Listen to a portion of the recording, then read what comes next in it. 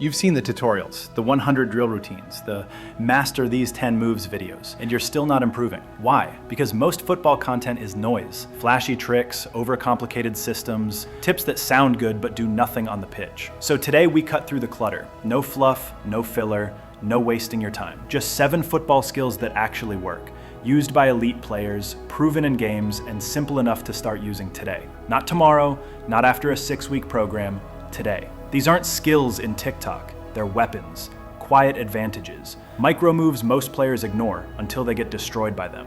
And once you know them, you won't just look better, you'll dominate. And today I'm giving you the exact blueprint to do that.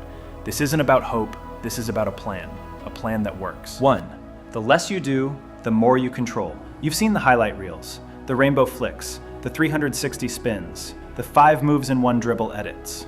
And you think, that's what skill looks like. But step onto the pitch, real pressure, real defenders, real stakes, and suddenly those moves vanish. They're too slow, too risky, too obvious. Here's the truth most coaches won't tell you. The highest level of football isn't flashy, it's invisible. Because real control doesn't come from doing more, it comes from doing less at the perfect moment. Watch Messi receive the ball with 3 defenders closing in. No tricks, no hesitation, 1 touch into space, next touch, goal. Or Modric, calm as ever, 2-touch passing through a packed midfield. No drama, no flair, just dominance. These players aren't just talented. They've mastered the art of minimum effective action. They don't waste energy. They don't over-dribble. They don't force passes. Every movement has a purpose. Every touch manipulates time and space. And because they do so little, they always look 2 steps ahead. But most players have it backwards. They think improvement means adding more moves, more speed, more complexity. So they practice elaborate stepovers, hoping to embarrass someone in a game. But when the pressure hits, their brain freezes, their first touch fails, and the ball is gone. Why?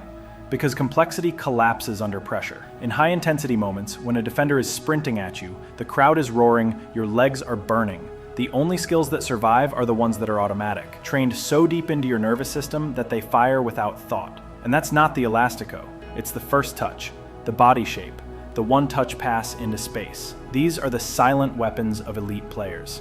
Let's break down why simplicity wins. 1. Speed isn't just physical, it's cognitive. The faster you process information, the quicker you act. But every extra decision slows you down. Do I fake left, cut right, spin, dribble straight? By the time you decide, the moment is gone. Elite players reduce choices. They see the field before the ball arrives. They already know their next move, so when the ball comes, they act instantly. Less thinking equals faster execution. 2. Fewer touches equals more protection. Every time the ball is away from your foot, it's vulnerable. Dribble with 6 touches through traffic, you're begging to get dispossessed. But take 1 touch to control, 1 to pass or turn, the defender can't react in time. Messi averages 1.2 touches per possession in tight areas. That's not magic, it's mastery of efficiency. He doesn't need 10 moves because his first touch creates the escape. 3. Simplicity creates confusion. This is the secret. When you do less, opponents can't read you. Flashy players are predictable. You see the dip of the shoulder, the exaggerated feint, and you know what's coming. But the player who receives, pauses, then slips a quiet pass behind the line, that breaks patterns. It disrupts timing. It confuses defenders because they're trained to react to movement, not stillness, not silence. And in that split second of confusion, you strike. 4. Real skill is hidden in the details. Simplicity doesn't mean boring. It means precision. The angle of your body when receiving, the weight of your pass, just enough to beat the defender but not too far. The timing of your run, started a half second before anyone expects it. These aren't flashy, but they're devastating. Neymar at his peak wasn't successful because he did circus tricks. It was because he combined moments of flair with ruthless efficiency. Stats show he attempted 8 to 10 dribbles per game at Barcelona, but only 3 to 5 involved elaborate moves. The rest? Shoulder drops, quick cuts, body feints, simple, sharp, unblockable. And that's the model you should follow. Master the basics so completely that you don't need tricks to win. Then, and only then, add flavor. Because here's the irony, once you stop trying to impress, you become impossible to defend. Defenders don't fear the guy who does stepovers. They fear the one who receives under pressure and instantly plays the killer pass. The one who doesn't dance, but decides faster than everyone else. So train this way. Spend 10 minutes daily on first touch control. In tight spaces, under pressure. Practice 1-touch passing in triangles with constant movement. Play small-sided games where you limit yourself to 2 touches max. Force yourself to be simple.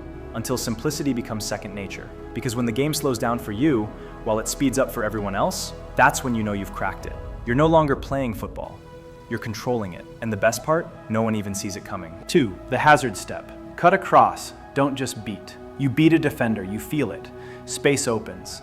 But then, whack, they slap your ankle from behind. Free kick? Maybe. Injury? Possibly. Here's what you missed. Beating them isn't enough. You have to cut them off. This is the hazard step. Eden Hazard didn't just dribble past defenders, he stepped across their path. One sharp angle, shoulder low, body driving through. Now the defender has two bad choices. Let him go, loses position. Foul him, gives away a free kick or penalty. Either way, Hazard wins. Most players beat the man, then run parallel, leaving the ball exposed, inviting tackles. Smart players, they close the door. Step diagonally across the defender's body, block their recovery, force the foul, or leave them behind. Practice this in 1v1s. Beat the defender, then immediately step across. Make them choose. It's not cheating, it's chess. 3. Your arms aren't for balance, they're for war. You think arms are just for balance? That's why you get pushed off the ball. Elite dribblers don't just use their feet, they use their entire body as a weapon, and that includes your arms. You're allowed to shield with your arm, lean into the defender, push slightly off balance, create space with an elbow check. As long as it's subtle and you're not slapping or punching, it's part of the game. Small players, this is your advantage. Lower center of gravity plus smart arm use equals impossible to knock down. Try it. Dribble at pace, then drop your shoulder and extend your arm slightly into the defender. Not a shove, a presence. They'll feel crowded, they'll hesitate, and you'll have the space to explode. Football isn't just footwork, it's physical intelligence. Use every tool. 4. Move like a predator, not a robot. If you're jogging, sprinting, defenders already know what you'll do next. Predictable equals powerless. The deadliest players, they vary their tempo like a sniper picking the perfect moment. Messi walks, then explodes. Ronaldo sprints full speed, then stops dead. Haaland drifts slowly, then surges past. They don't move at one speed. They breathe with the game. So mix it up. Jog, pause, burst into space. Walk casually, turn and accelerate. Fake a run, stop, let the ball run past. And here's a pro tip for wingers. When receiving from a fullback, don't face your own goal. Instead, receive with your back to the byline. Why? Because now both your teammate and the defender are in your peripheral vision. One quick turn and you're facing forward. No blind spots, no guessing, just control. UEFA data shows attackers who vary tempo create 40% more space before receiving the ball. So stop moving like a machine. Start moving like a hunter. 5.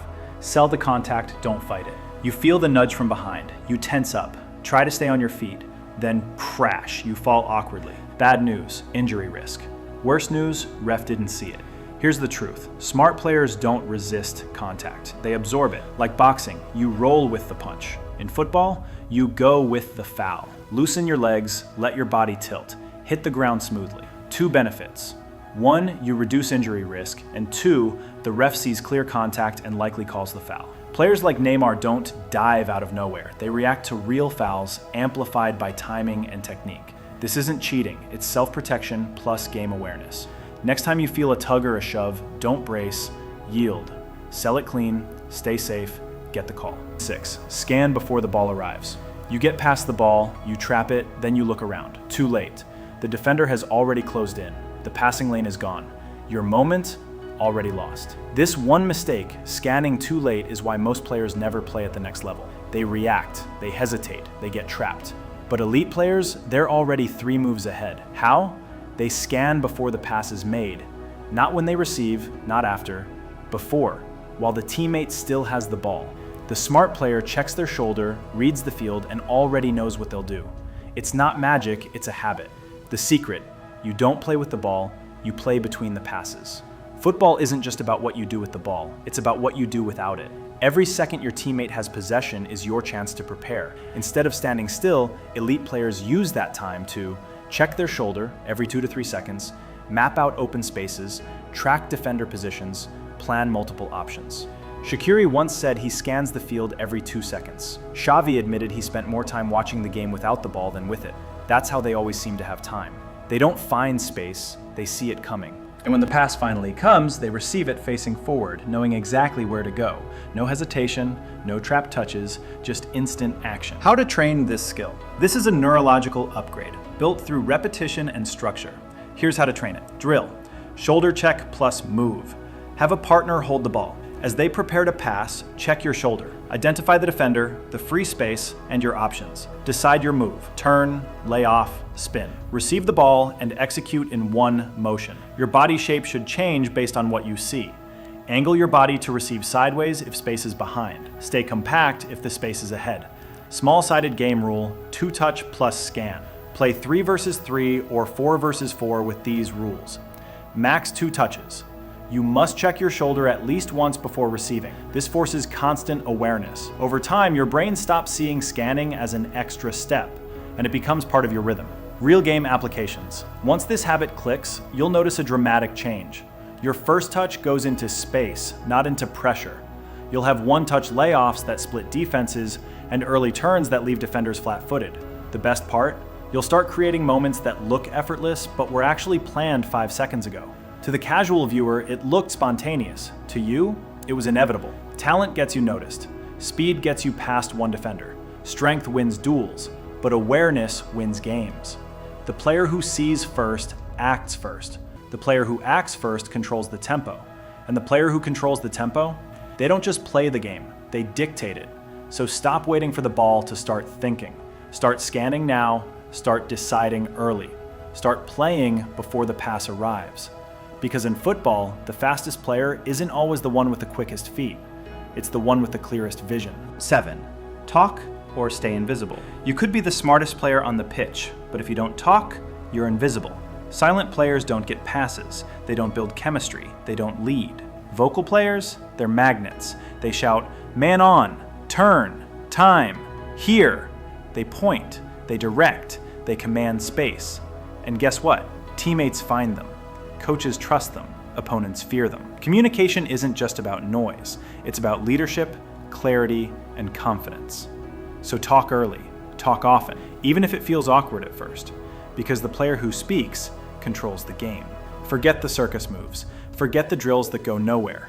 Real football mastery isn't in what you do, it's in what you know. These 7 skills, they're not viral, they're not flashy, but they're real, used by pros, hidden in plain sight. Available to anyone who's willing to stop overcomplicating the game. So pick one, train it this week, use it in your next match, then come back and tell me which one changed your game. Drop a comment. Which of these 7 skills are you using first? I read every reply. And subscribe for more real football knowledge. No fluff, just what actually works.